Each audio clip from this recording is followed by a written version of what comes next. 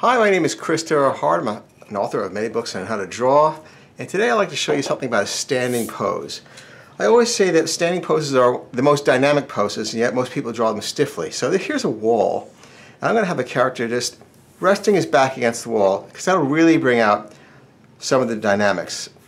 We'll just go to the very simplified model. So I'm going to start with a head right here. Neck coming down here. He's going to have his head off of the wall, not putting it right down against it. Now let's get the spine going first. So the shoulder comes right over the neck, like that. Neck, shoulder.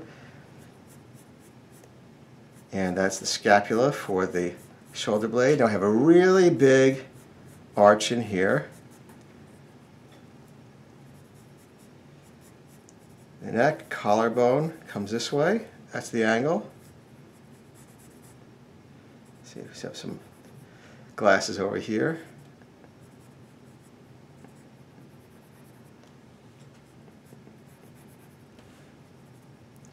And we'll have the front not come out as far as like this. We're going to have a kind of belly come out just a little bit here. So here is the basic torso shape, except that we have this little more pronounced shoulder blade here. Into that hip, we'll bring the upper leg and bring this down for the buttocks right here. Here's a knee, and we're going to bring this back. Bring the heel back, like this.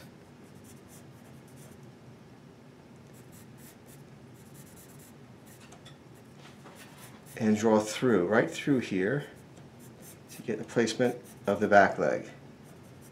Heel comes back again. Now let's bring the shoulder out right to the back, bring it all the way back. And we're going to bring the head back like this.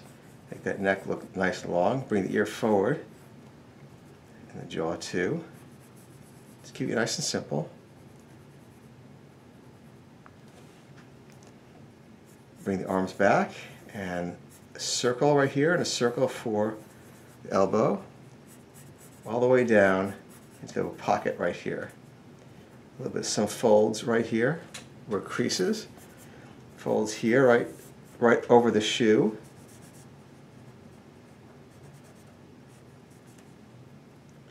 And this will fall forward. The material here. We'll bring this up for the collar, and a little bit on the other side. If you want to have a tie, it'll fall over a little bit like this. Over here is the belt line.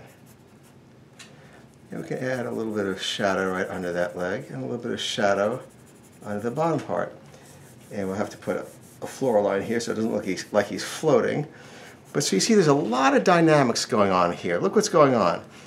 A big curve here, a second big curve here, a curve here, straight leg. This is the weight-bearing leg. This is one that holds it up. Bring the heel out, bringing the heel out, curving this way because of the force of the leg. Bring the knee out past the body. And so there you go. So just some ideas about finding ways to make a standing pose read as a dynamic pose.